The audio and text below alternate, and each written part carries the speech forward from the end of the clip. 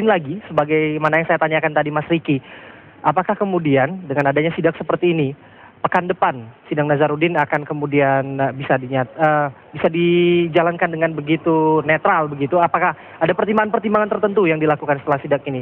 Ya. Belum lagi kita akan melihat dihadirkannya saksi Enji nanti. Iya. Akan seperti apa nanti sidang? Ya memang saya kira pekan-pekan ini kita akan dihadapkan pada persidangan yang saya kira urgen ya. Saya kira wartawan akan menyorot semua karena di situ Enji akan bersaksi ya.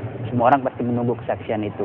Semoga tidak sakit. Ya, persoalan dikaitkan dengan kunjungan tadi malam ya kita akan lihat di situ. Kalau misalkan ada perubahan kesaksian, ada kemudian pergerakan peragaan yang menarik adalah ada pengaruhnya. Gitu. Yang menarik adalah Jufri Taufik.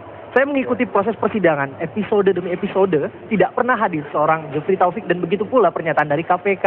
Apakah pekan depan Jufri Taufik akan ikut dalam sidang? Ya itu makanya saya kira harus kita nantikan fragmen-fragmen itu ya. Tapi yang saya menarik gini, yang harus kita soroti juga bahwa pekan-pekan kemarin ada sebuah hal yang menarik di KPK, di Tipikor khususnya, bahwa Tipikor untuk pertama kali mengenakan tuntutan maksimal kepada Hakim Sarifudin ya, dalam suap 250 juta.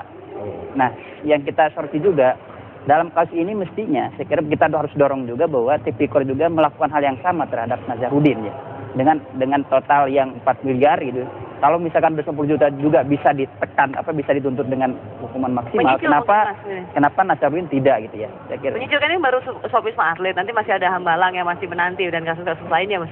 Kita berharapnya itu semua akan terungkap. Betul, tapi kan ada lebih maksimal lagi kan, ada vonis koruptor. Saya kira itu juga kan yang belum dipakai oleh Tipikor ya, gitu. Kembali ke masalah kunjungan yang diterima oleh Nazarudin tersebut. Kalau Pak Priyono melihat mungkin apa sih sebetulnya yang harus kemudian ditetapkan kepada Nasir ataupun Jufri Taufik jika memang mereka melanggar secara etika saja? Kira-kira tepatnya bagaimana? Kalau Nasir ya saya kira sih nggak melanggar ya. Dia berkunjung, yang melanggar ya orang lapasnya Pak. Gitu. Kenapa dia boleh masuk? Tapi kalau dengan posisi dia sebagai Komisi 3? Dengan kartu saktinya begitu Pak Pri? Dengan atau tanpa kartu sakti mungkin penjaga lapasnya, sudah ini Komisi 3 begitu?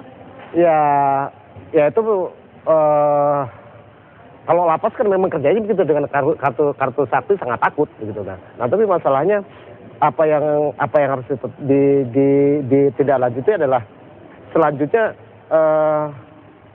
Nasir ini ya menurut saya nggak apa-apa Mbak. Gitu. Intinya itu nggak apa-apa. Sebenarnya nggak apa-apa ya, oke. Iya. Kalau Bang Effendi melihatnya Nasir ini melanggar etika seorang anggota DPR nggak?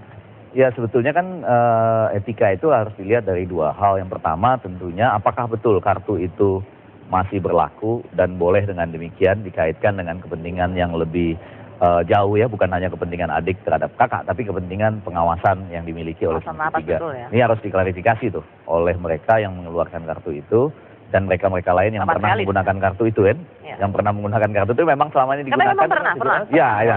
Tapi kemarin mengatakan ya, nah pada bagian lain kan ada juga ketidakkonsistenan dari Nasir dalam hal ini yang saya baca di berbagai media mengatakan bahwa enggak, itu kunjungan pribadi yang tidak ada kaitannya dengan kartu. Nah bagian itu melanggar dong. Kalau baik yang datang maupun yang mengizinkan masuk. Kalau simpang siur gitu, apakah mungkin izinnya ini dicabut saja begitu? Nah nanti kita lihat ya. Saya rasa fungsi pengawasan penting loh bagi DPR ya sebagai legislatif kan. Jadi artinya mereka, apalagi mengingat tadi sudah banyak dibicarakan kondisi lapas dan kemudian itu kan masih sangat semeraut. Jadi inspeksi mendadak yang tidak hanya dimiliki oleh eksekutif dalam hal ini menteri dan wakil menteri, tapi DPR juga penting. Tapi sebetulnya begini, ini kan segmen terakhir editorial ya. Menurut saya ada lagi yang sangat penting ini dibicarakan. Yang kira-kira pekan depan masih akan ada. Yang dalam minggu ini malah, karena pada saat yang sama kira-kira hari ini sudah habis, minggu ini berarti minggu depan. Iya, tapi maksudnya ke depannya itu yang Jumat yang 10 Februari rata-rata tajuk rencana seperti koran-koran itu memuat soal rapuhnya ketahanan pangan kita. Jadi Kompas misalnya rapuhnya ketahanan pangan, Media Indonesia darurat pangan misalnya ya.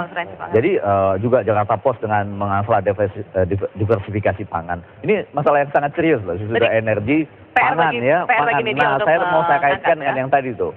Ya agak saya kaitkan. Ini soal langit dengan pesawat kepresidenan sama pangan, persoalan bumi kita. Ini kan betul kan? Hal yang berbeda seperti bumi dan langit. Nah, Mas Riki kira-kira pekan depan masalah pangan ini kembali diangkat atau bagaimana? Saya kira itu masih ya. Masih harus mendapat pangan ya, karena DPR juga lagi membahas RUU pangan ya, untuk menggolkan sebuah badan khusus ya.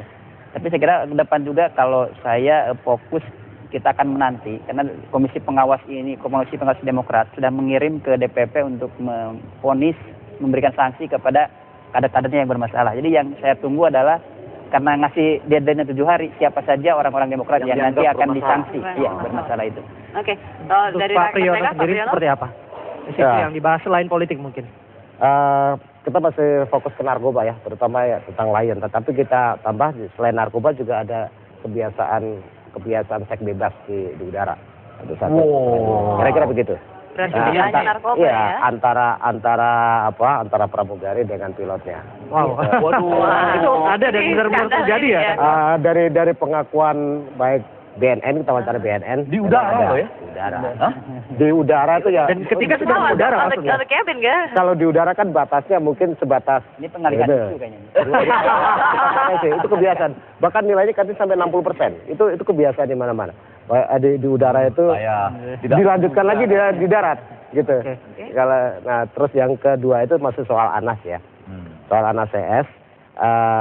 Kira-kira ujungnya kemana sih kalau dengan adanya kerja komisi pengawas, Pak, menurut Pak Priyono?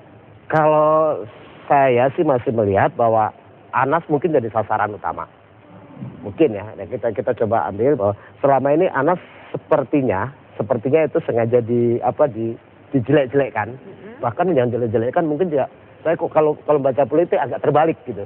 Dan teman-teman ANAS sendiri kan jelek-jelekin. Tapi orang semakin jelek, semakin buruk, kadang-kadang malah narik simpati. Bad publication is the real publication. Tapi Ya, kasusnya tapi kalau serius, ini tapi mungkin ya kalau serius. persoalan indikasi korupsi, APBN dan lain-lain itu makin berbahaya. Makin berbahaya.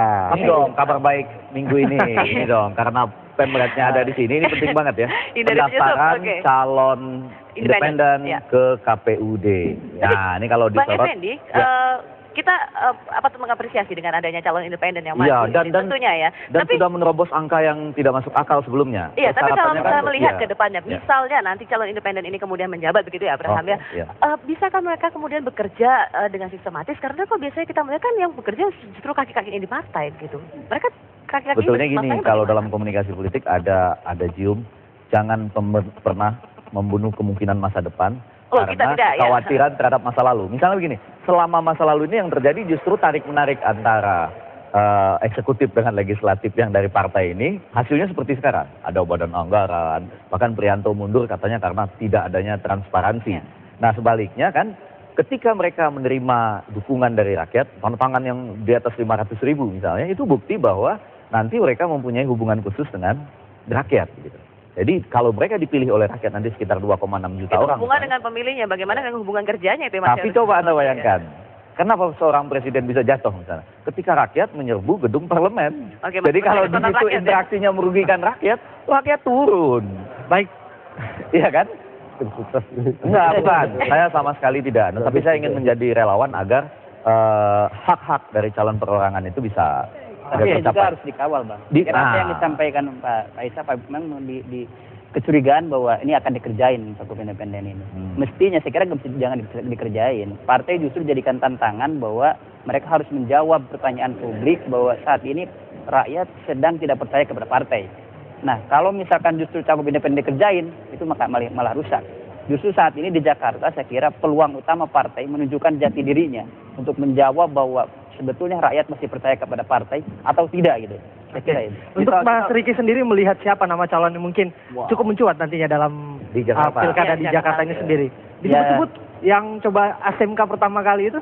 Ya sudah akan banyak ya, ada cukup Jokowi, tangguh terus dalam ada putaran ini. Pak, ada Alex Nurdin. Saya kira yang fenomena baru ya ada Pak Faisal Basri di Cagup Independen.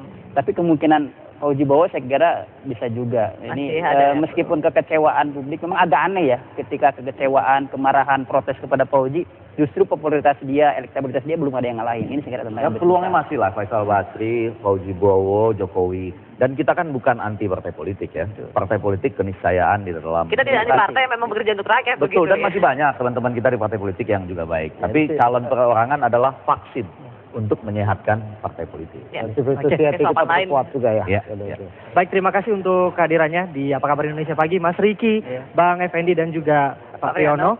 Dan selanjutnya kita akan menghadirkan juga, ini cukup menarik ini ya. Kalau tadi Ada anak-anak yang akan menyanyi lagu-lagu anak kembali.